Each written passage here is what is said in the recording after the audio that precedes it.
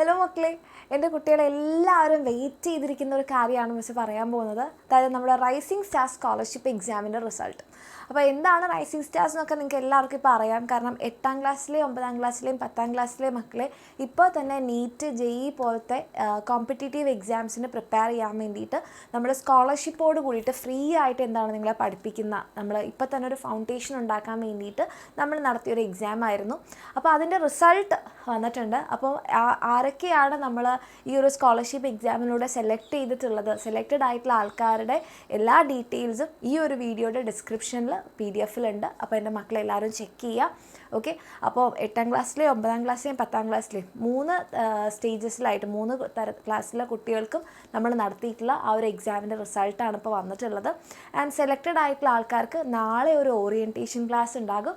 അപ്പോൾ നിങ്ങളെ നമ്മുടെ ടീം കോൺടാക്ട് ചെയ്യുന്നതായിരിക്കും. നമ്മുടെ സ്റ്റുഡൻറ്റ് റിലേഷൻ നിങ്ങളെല്ലാവരെയും കോൺടാക്ട് ചെയ്യും.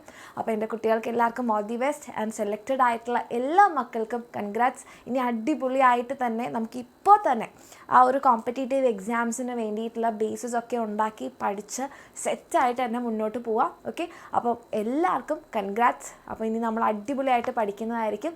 നാളെ ആയിരിക്കും അതിൻ്റെ ഓറിയൻറ്റേഷൻ ക്ലാസ് ഉണ്ടാകുന്നത്. നിങ്ങളെ കോൺടാക്ട് ചെയ്യും. ഓക്കെ.